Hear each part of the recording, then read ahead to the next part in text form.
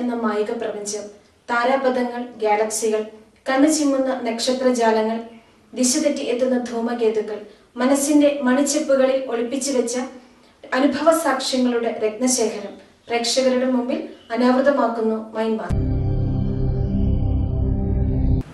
ബസ്സിൽ കയറാത്തവർ നിങ്ങളിൽ ആരും തന്നെ കാണുകയില്ല. പ്രത്യേകിച്ച് നമ്മുടെ KSRTC ബസ്സിൽ.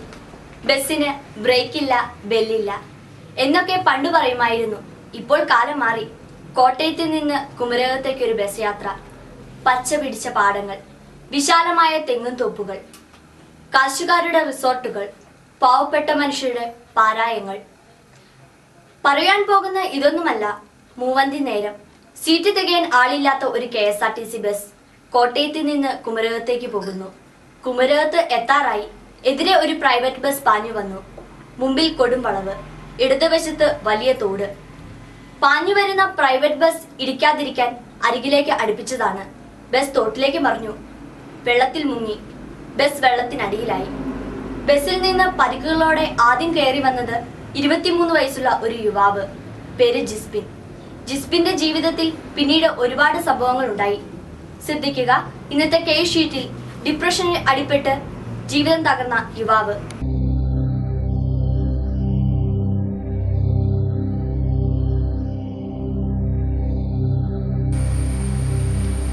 വൈക്കം സ്വദേശിയാണ് ജിസ്ബിൻ. വൈക്കത്തിൻ്റെ പ്രത്യേകത വെള്ളവും വെള്ളക്കെട്ടുകളും സാധാരണമാണ് എന്നുള്ളതാണ്. അപ്പോൾ ഇങ്ങനെയുള്ള ഒരു പ്രദേശത്ത് നിന്നാണ് ജിസ്ബിൻ ജോലിക്കായി ആലപ്പുഴയിലേക്ക് പോകുന്നത്. ആലപ്പുഴയിൽ ഒരു ഫോറിൻ എക്സ്ചേഞ്ചിൻ്റെ സ്ഥാപനത്തിലാണ് അദ്ദേഹം വർക്ക് ചെയ്യുന്നത്.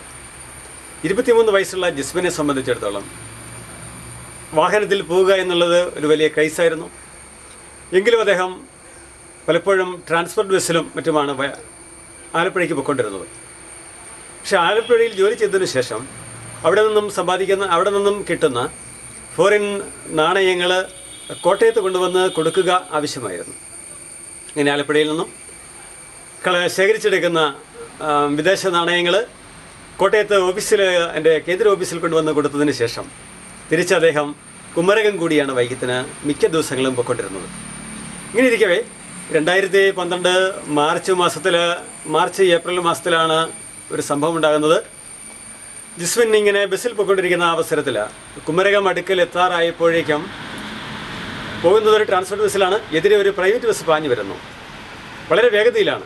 സമയം ഏതാണ്ട് രാത്രിയുടെ അടുത്ത സമയമാണ്. ഇങ്ങനെ ഇരിക്കുന്ന സമയത്ത് ഡ്രൈവർ വളരെ വേഗതയിൽ വണ്ടി ഓടിച്ചുകൊണ്ട് പോവുകയാണ്. അതോടെ ആ ട്രിപ്പ് തീരുകയാണ്. അതിനാൽ ഡ്രൈവർ വളരെ ഉത്സാഹിച്ച് വണ്ടി ഓടിച്ചുകൊണ്ട് പോവുകയാണ്. അങ്ങനെ ഇരിക്കുന്ന അവസരത്തിലാണ് പെട്ടെന്ന് എതിരെ ഒരു പ്രൈവറ്റ് ബസ് വരുന്നത്. ട്രാൻസ്പോർട്ട് ബസ് ഓടിച്ചെന്ന ഡ്രൈവറെ ശ്രദ്ധപ്പെടുന്നത്. അതിൻ്റെ ഫലമായി അയാൾ ബസ് അല്പം അടുപ്പിച്ച സമയത്ത് പെട്ടെന്ന് എതിരെ വന്ന പ്രൈവറ്റ് ബസ് ഒത്തിരി വഴിയുടെ മധ്യഭാഗത്തേക്ക് കടന്നു വന്നു. ഉടൻ തന്നെ ഈ ട്രാൻസ്പോർട്ട് ബസ് അവിടെ ഒരു തോട്ടിലേക്ക് മറിഞ്ഞു. തോട്ടിൽ ആ വെള്ളത്തിൽ താന്നുപോയി ബസ്.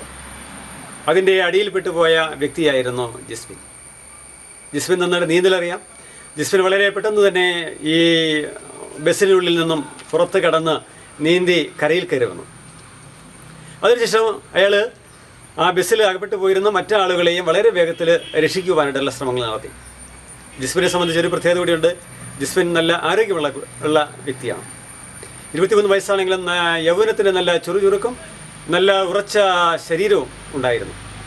കോളേജിൽ പഠിക്കുന്ന കാലത്ത് സ്പോർട്സിലൊക്കെ വളരെ മിടുക്കനായിരുന്നു, പ്രത്യേകിച്ച് ക്രിക്കറ്റ് കളിക്കുന്ന കാര്യത്തിൽ. അപ്പോൾ ഇങ്ങനെയുള്ളൊരു സാഹചര്യത്തിലാണ് ഈ അപകടത്തിൽപ്പെടുന്നത്. എന്തായാലും സംഭവിച്ചത് മറ്റൊന്നാണ്. ജിസ്ബിൻ ഈ ആളുകളെയൊക്കെ രക്ഷിച്ചു.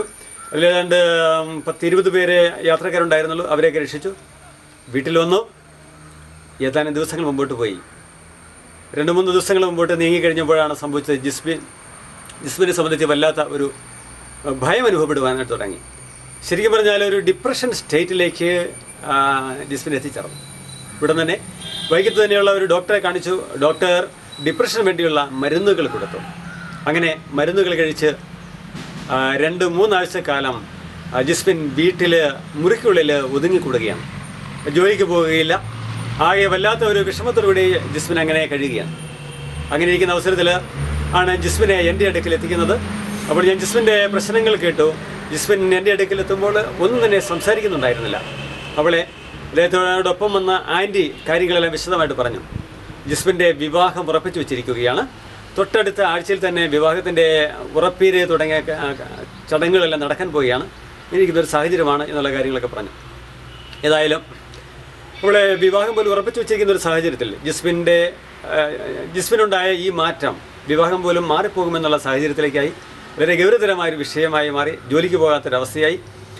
അതിനേക്കാളും വലിയൊരു പ്രശ്നമുണ്ടായത് ജിസ്മിന് വെള്ളം കാണുമ്പോൾ വല്ലാത്ത ഭയമുണ്ടാകുന്നു. രണ്ട്, അദ്ദേഹത്തിന് ബസ് കാണുമ്പോൾ ഭയമുണ്ടാകുന്നു. ബസ്സിൽ കയറുവാൻ കഴിയുന്നില്ല. വെള്ളം കണ്ടു കഴിഞ്ഞാൽ ഇയാൾ ഭയന്ന് മുറിക്കുള്ളിലേക്ക് കയറിപ്പോകുന്നു. ഇതൊരു വലിയ അവസ്ഥയായി മാറി. വൈക്കത്ത് വെള്ളവും വെള്ളക്കെട്ടുകളും സാധാരണമാണെന്ന് നമുക്കറിയാം. ഈ ഒരു സാഹചര്യത്തിലാണ് ഇങ്ങനൊരു പ്രശ്നം ഉണ്ടായത്. എന്താണ് ചെയ്യുക?